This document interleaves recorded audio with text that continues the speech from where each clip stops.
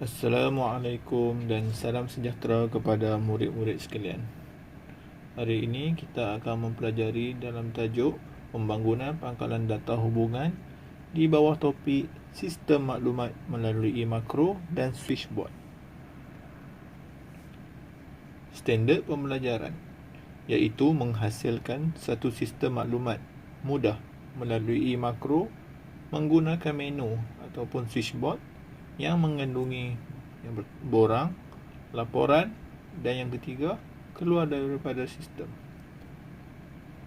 Objektif pembelajaran. Pelajar dapat menjelaskan langkah-langkah untuk menghasilkan satu sistem maklumat mudah melalui makro dengan menggunakan menu ataupun switchboard yang mengandungi borang, laporan dan keluar dari sistem. Definisi makro. Makro ialah siri arahan Microsoft Access yang dilaksanakan secara automatik apabila suatu data dimasukkan atau butang ditekan. Makro memudahkan automasi pangkalan data dan interaksi dengan pengguna. Makro boleh terkandung dalam objek makro atau dimasukkan dalam komponen borang atau laporan akses. Okey, seterusnya kita akan melihat pada langkah untuk menghasilkan makro yang baru. Pertama, kita dapat lihat di skrin iaitu di bawah menu bar, klik tab Create dan ikon makro. Kedua, ia akan melancarkan makro builder. Makro builder mengandungi jadual kosong untuk menempatkan makro-makro yang bakal digunakan oleh aplikasi seperti di Rajah 2.81. Yang ketiga, dalam pembina makro, klik sel kosong yang pertama dalam lajur tindakan. Klik anak panah untuk memaparkan senarai tindakan yang akan tersedia, kemudian pilih tindakan yang anda ingin gunakan. Contoh boleh dilihat pada gambar rajah di bawah. Keempat, dalam tertingkap pembina makro, terdapat pelbagai tindakan makro action yang boleh digunakan.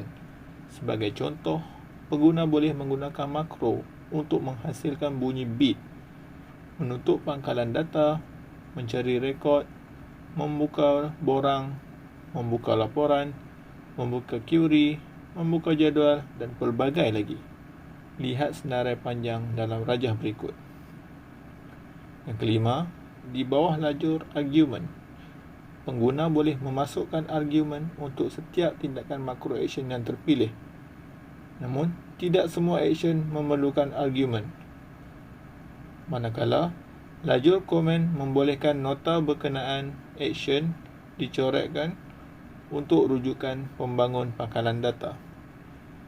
Seterusnya, makro boleh diuji menggunakan perintah run pada tab design. Untuk memahami pembinaan makro baru dengan lebih jelas lagi, lihat contoh-contoh yang berikut.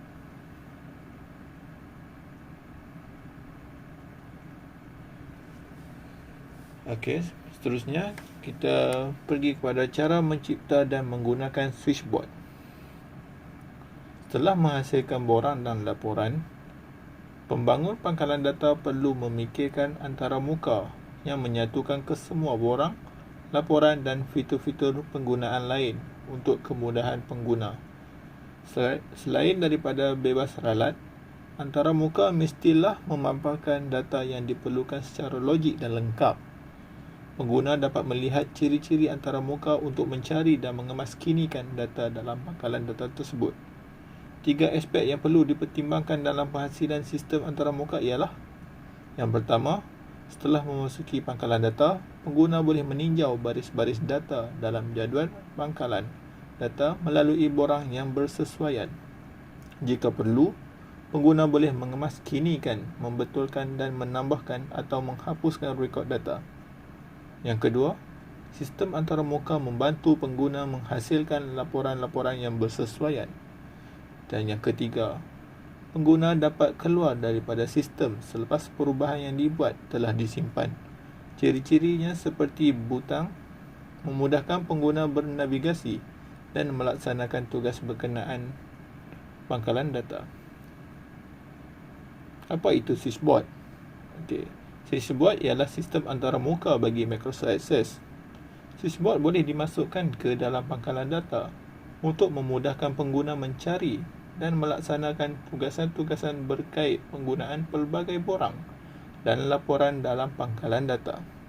Switchboard juga menggabungkan borang-borang, laporan-laporan, query-query dan lain-lain komponen akses dalam antarmuka yang lebih mesra pengguna. Okey. Seterusnya kita akan melihat langkah menghasilkan switchboard. Yang pertama sekali, kena pasti borang-borang dan laporan-laporan yang diperlukan. Jika perlu, lakarkan di atas keping kertas. Pastikan susunan borang dan laporan adalah logik dan memudahkan pengguna. Yang kedua, dari tab Database Tools, klik Switchboard Manager. Setingkat Switchboard Manager akan muncul. Lihat seperti di gambar rajah berikut. Yang ketiga, tekan butang Edit yang tertera pada gambar rajah. Dan yang keempat, berikan nama yang bersesuaian dengan switchboard. Seterusnya, berfungsi untuk melakukan pelbagai tugas seperti switchboard yang lain, seperti membuka borang, membuka laporan, mereka bentuk aplikasi, melancarkan makro, melancarkan kod dan keluar daripada sistem. Untuk menambahkan menu di atas switchboard, tekan butang New. Tekan New, masukkan nama item. Kemudian pilih arahan yang bersesuaian daripada senarai command. Seterusnya klik OK dan perhatikan bahawa item baru itu telah ditambah dalam senarai item on this switchboard. Seperti di gambar rajah 2.85.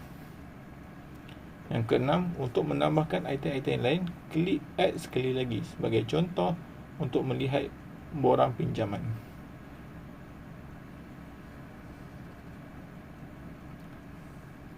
Seterusnya,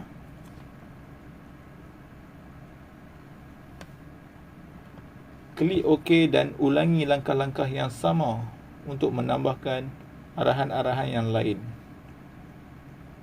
Dan yang ke-8, selain daripada melancarkan komponen-komponen akses, item switchboard juga digunakan untuk keluar daripada aplikasi. Dapat lihat pada rajah 2.88, 2.89 dan 2.90. Yang ke-9, hasilnya switchboard dengan item-item yang telah ditambah. Contohnya dapat dilihat pada rajah 2.92, iaitu switchboard mempamerkan item-item yang telah dilancarkan. Dan yang ke-10, uji item-item switchboard dengan menekan setiap satu. Sekiranya tiada ralat, borang, laporan ataupun respon yang dipilih melalui switchboard manager akan dilaksanakan.